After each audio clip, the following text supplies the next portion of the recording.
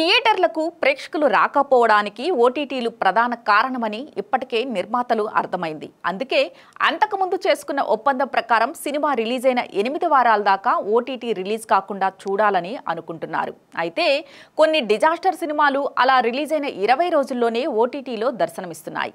OTT release ఎప్పుడు అన్నది నిర్మాతల చేతుల్లో కూడా లేకుండా పోయింది. సూపర్ హిట్ అయిన సినిమాలు కూడా నెలన్నర లోపే ఓటీటీలో రిలీజ్ అవుతున్నాయి. దీనిపై నిర్మాతలందరూ మరోసారి చర్చ జరిపించాల్సి ఉంది. అయితే ఈ నెల చివరన ఎన్టీఆర్ దేవరా సినిమాతో వస్తున్నాడు. కొరటాల శివ దర్శకత్వంలో తెరకెక్కుతున్న ఈ సినిమా విషయంలో మేకర్స్ ప్లానింగ్ ఒక రేంజ్లో ఉంది. RRR తర్వాత తారక్ చేస్తున్న సినిమా ఇంటర్నేషనల్ ఆడియన్స్ కు రీచ్ అయ్యేలా సినిమాను చేస్తున్నారు.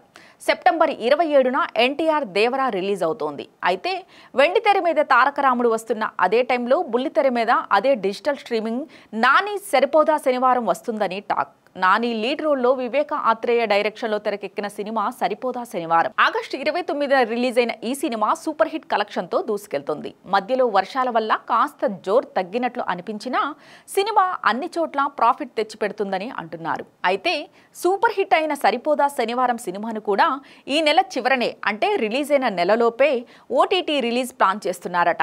డివివి దానయ్య నిర్మించిన సరిపోదా శనివారం సినిమా డిజిటల్ రైట్స్ ని G5 దక్కించుకుంది. సెప్టెంబర్ 27న లేదా అక్టోబర్ మొదటి వారం ఈ సినిమాను ఓటీటీ రిలీజ్ అవుతుందని తెలుస్తోంది. నాని నుంచి దసరా తర్వాత వచ్చిన పర్ఫెక్ట్ కమర్షియల్ సినిమాగా సరిపోదా శనివారం సినీ లవర్స్ కి సరిపోయేంత ఎంటర్టైన్మెంట్ అందించింది. ఈ సినిమాతో నాని బాక్సాఫీస్ స్టామినా ఏంటన్నది మరోసారి ప్రూవ్ అయింది.